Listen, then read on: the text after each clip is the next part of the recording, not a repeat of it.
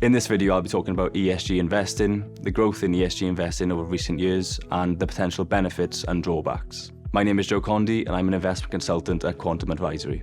ESG, or environmental, social, and governance, can mean many things to different people, but it's generally accepted that ESG investing is a strategy and practice which incorporates ESG factors into the investment decision-making process, plus active ownership of your investments.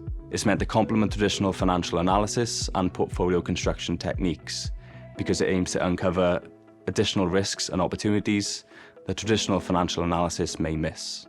Environmental factors reflect the impact of a company on our planet and the natural world. So these span from climate change, resource depletion, biodiversity, pollution, and waste. Investors are increasingly recognising that long-term damage to our planet and the natural world is obviously a negative thing in itself, but it can potentially pose a long-term threat to asset returns and investment outcomes as well, if the risks or the issues are not properly managed. Social factors reflect a company's impact on employees, customers, communities, and the wider society. So these span from employee or human rights, slavery, child labour, poor working conditions, and product liability, for example. If companies mismanage these issues, it can have a knock-on effect on things like productivity of workforce, employee well-being, and health and safety. Also, the liability and reputational risk associated with poor management of these issues can be material. Finally, the governance factor is built on the foundation that companies with good governance perform better. The same can also be said for investors like pension schemes, endowment funds, and charities. In our view, governance sits at the heart of ESG, because having the proper structures and people to make decisions can positively influence returns, but can also impact on the environment and society as well.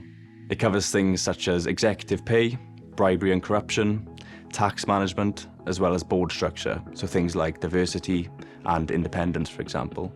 ESG investing has grown significantly over recent years. This has largely been driven by investor demand and the regulators or the government's emphasis on the importance of this topic, particularly on investor and beneficiary outcomes, as well as a push by asset managers.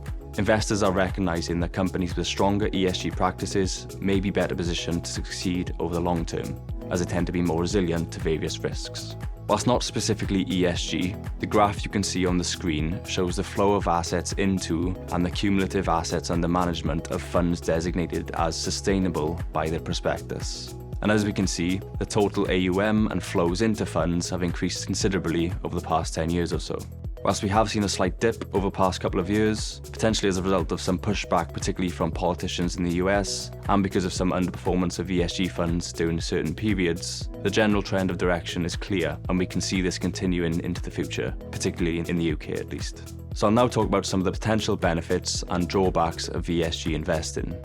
In theory, integrating ESG should reduce risk and enhance returns over a long-term time horizon, because it considers more risks than traditional financial risks and adds new forward-looking insights into the investment process. Some types of ESG investing can also achieve certain societal objectives alongside financial returns. Some people say that these are at odds with each other, but they don't always have to be. And thirdly, beneficiary engagement is another benefit. For example, member engagement in DC pensions is usually fairly low. If trustees can show members how their investments are contributing positively to society and the environment, then this could result in increased member engagement, which is always a good thing.